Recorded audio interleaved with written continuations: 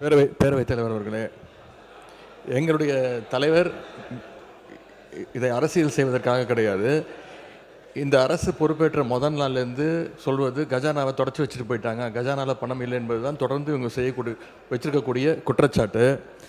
அது மட்டும் இல்லை, இவங்களோட தேர்தல் பிரச்சாரத்தில் இப்போ இருக்கக்கூடிய அமைச்சர்கள், சட்டமன்ற உறுப்பினர்கள், அவங்க இயக்கத்தை சேர்ந்தவங்க நிறைய பேர் சொல்லியிருக்கிறாங்க, தொடர்ந்து இலவசமாக கொடுக்குறீங்க, எல்லாத்தையும் இலவசமாக கொடுக்குறீங்கன்னு இவங்க குற்றம் சாட்டிட்டு இன்றைக்கி காரை இலவசமாக நீங்கள் கொடுக்குறீங்க. அது உங்கள் முதலமைச்சருடைய உரிமை. நாங்கள் எங்களுக்கு கார் தேவையில்லை, எங்களுடைய திராவிட முன்னேற்ற கழக உறுப்பினருக்கு கார் தேவையில்லை. யார் யாருக்கு கார் வேணுமோ நீங்கள் வாங்கிக்கோங்க. எங்களுடைய வேண்டுகோள் என்னென்னா, வேட்புமனு தாக்கலில் நீங்கள் அஃபிடவிட்டில் ஃபைல் பண்ணியிருப்பீங்க, யார் யாருக்கு கார் இல்லை, எவ்வளோ சொத்து இருக்குது அப்படின்னு சொல்லியிருப்பீங்க. அதுக்கு தகுந்த மாதிரி அவங்களுடைய வசதி வாய்ப்புக்கு ஏற்ற மாதிரி கார் வாங்கி கொடுங்க என்பது தான் எங்களுடைய சஜஷன். மாண்பு சிறுபான்மைத்துறை அமைச்சர் விடுங்க, அவங்களுக்கு கொஞ்சம் விடுங்க, கொஞ்சம் சிறுபான்மையை கொஞ்சம் விடுங்க. மாண்பு சிறுபான்மைத்துறை அமைச்சர்.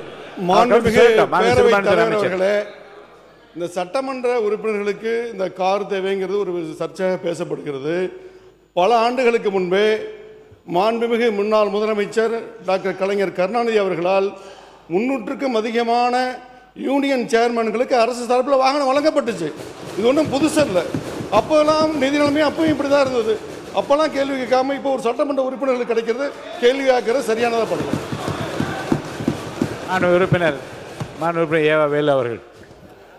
மாண்புமிகு பேரவைத் தலைவர்களே, அன்றைக்கி அனௌன்ஸ்மெண்ட்டு என்னன்னா, அனைத்து சட்டமன்ற உறுப்பினர் தான் அனௌன்ஸ்மெண்ட்டு. நல்லா புரிஞ்சுங்க. ஆமாம், இப்போ நாங்கள் சொல்கிறோம் அனைத்து சட்டமன்ற உறுப்பினர் சொன்னால் எல்லாம் சேர்த்து தான் சொல்லியிருக்கிறீங்க. ஆமாம், எங்கள் கட்சி தலைவர் சொல்கிறார், ஏற்கனவே அரசாங்கம் கடன் பட்டிருக்கிறது, விவசாயிக்கு முழுமையாக தள்ளுபடி செய்யலை, இப்படிப்பட்ட நிலையில் நமக்கு கார் வேணாம் அப்படின்னு எங்களை அறிவுரை சொல்கிறாரு. ஆனால் திமுக சார்பாக இருக்கிற 59 உறுப்பினர் தான் நாங்கள் எங்களை வானான்னு சொல்கிற மொழிய, அந்த பத்திர வேணாம் நீங்கள் வாங்காத அப்படின்னு நாங்கள் சொன்னோம். எங்களுடைய துணைத்தில் அதுதான் சொன்னார். அதை புரிஞ்சிக்காம அரசியல் பண்ணுறீங்க இதில் என்ன அரசியல் இருக்குது? ஒன்று.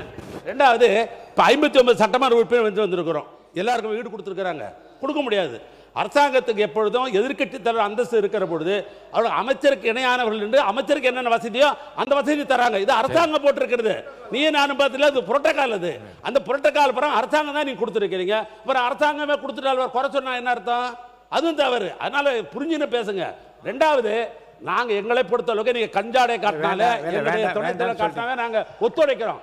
ஆனால் சட்டமன்றம் பெரும்பான்மையாக பிரச்சனைக்கு யார் ஆளாகிறாங்க? அந்த பகுதியில் இருக்கிற தான் பிரச்சனை எழுப்பி உங்களுக்கு ஒத்துழைக்கலை. இல்லை மாண்பு உறுப்பினர், இல்லை எல்லாருடைய ஒத்துழைப்பும் சிறப்பாக இருக்கிறது. திருப்பி முடிச்சிடலாமே இதை.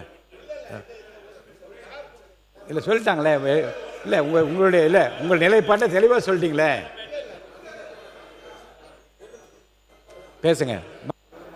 மாண்புமிகு பேரவைத் தலைவர் அவர்களே, சிறுபான்மைத்துறை அமைச்சர் அவர்கள் சொன்னார், சேர்மனுக்கெல்லாம் தலைவர் கலைஞர் கார் கொடுத்தார்.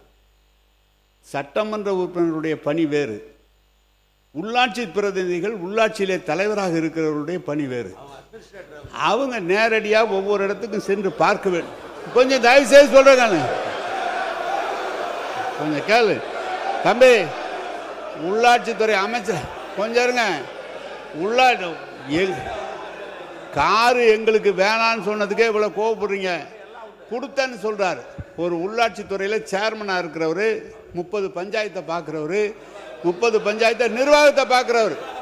சார், செக் பவர் உங்களுக்கு இருக்கா? சட்டமன்ற உறுப்பினர் செக் பவர் இருக்கா? உள்ளாட்சி பிரதி தலைவருக்கு செக் பவர் உண்டு. எனவே நீங்கள் உள்ளாட்சி தலைவர் அது கொடுக்குறோம். மாண்புமிகு பேரவைத் தலைவர் அவர்களே,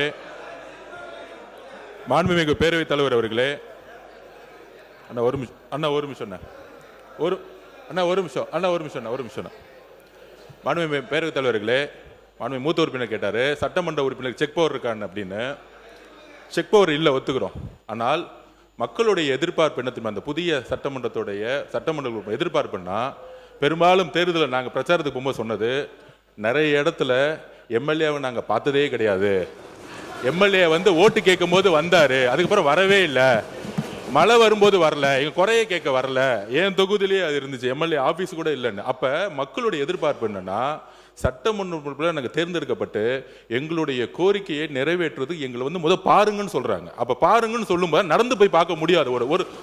ஒவ்வொரு சட்டமன்றத்தை இடத்துல பார்க்கும்போது கிட்டத்தட்ட 3 லட்சம் பேர் இருந்தாங்கன்னா, இப்ப 7 வார்டு இருக்கு என் தொகுதியிலனா, 7 வார்டு வந்து நம்ம நடந்து போய் பார்க்க முடியாது.